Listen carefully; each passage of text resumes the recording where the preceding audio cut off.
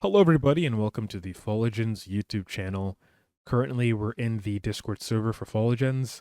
Now, there are some people in the user feedback section who are asking a particular question that's pretty important, and that comes with the question of what are these little rocks in my emulsion of Sulfogenz, whether it's 10% and 5%. Now, there is a bit of a concern because in some minoxidil-based products, once you go past 7.5%, you start to face a crystallization issue. And that doesn't mean that the product isn't going to do its job. It just presents a bit of a sort of issue when you're applying it to your scalp. It may cause irritation, it could cause irritation, but it doesn't necessarily mean it's not going to be doing its job. Now, when we talk to the product chemist, this is an issue of the shea butter esters. So there's this particular component of the formulation called stearic acid, and actually Lucas on the server pointed this out. Stearic acid comes from the shea butter esters that we have over here, and typically you can find this sort of like waxy saturated. It's like a waxy saturated substance that can sometimes harden. You can find it in even vegetable fats and animal fats as well. So that's something to kind of take into account. We use it as an emulsifier and a softener when it comes to this particular product. So don't freak out. It doesn't mean that the minoxidil-sulfate is crystallizing. Maybe we have to use a bit less in some of the formulations. We have to do a proper QC, quality control, when it comes to actually dispensing this and putting it inside of their bottles. So that's something to definitely give to the chemist and have them kind of bear out for future sort of batches. With that being said, this is an emulsion, right? So in order to kind of have a homogeneous distribution of the minoxidil sulfate, you guys have to make sure that you're shaking it properly, so you can actually get to use it. Because when you don't shake it and let it sit there for a while, you kind of get this sort of separation over here, right? You get this separation over here where the lipid phase kind of goes to the top and then the water phase is just at the bottom. So make sure you swivel it around, shake it. Swiveling it around is good enough. You don't have to shake it violently. It might fly out your hand and hit the wall. So that's not something you have to do. But you do have to shake it, right? Especially if you leave it sitting there for a while. Shake it. Do not expose it to UV rays. There have been some people who did that.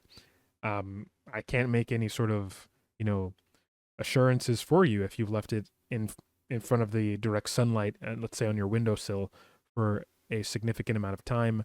That might obviously impact the integrity of the product. So don't do that. Don't do that.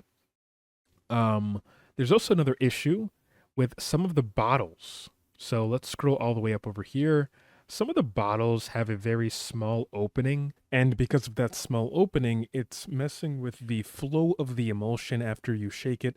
It's messing it with its dispense, right? So there are some, I guess, hacky things you can do if you do notice that it's hard to get your emulsion out of the bottle. You can do what this particular user over here on the Folligenz server did. They cut the tip of the Sulfogenz bottle, and then they had a bit of I guess this is like a pin that they used to kind of stick in there and unclog it. And after that, the emulsion just went right on through, right? Another user did something similar, and they noticed that it kind of solved the issue. Let me go over here. I think his name is Dark Prince or something like that, but he also cut the tip of the Sulfogenz bottle so the emulsion can not get stuck and also pass through. So that's a bit of a defect, and we're debating on using different bottles. I kind of, I'm leaning a bit more towards the side of using the dropper bottle. It has its advantages, where you can actually see the amount you're using as opposed to just counting a couple drops. But the downside is we don't want people to just continuously opening things up and, exposing their pipette that they probably didn't wash properly into the solution, or rather the emulsion, because that can mess with its, integrity, right?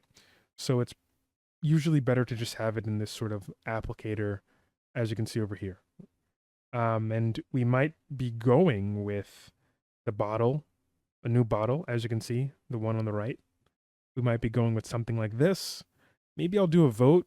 I think that's fair, where we can see what kind of bottle people want to use in their particular product. But I'm kind of leaning towards this one over here on the right because it does have like a wider opening, so maybe things won't get stuck as often, and definitely we'll be able to kind of experiment and see, which bottle might be more preferred and might have a better user experience. So that's something that I'm always, hearing feedback about, and I'm very inclined to enact upon rather. So thank you guys for watching, and thank you for, sticking around and bearing with me and this new company.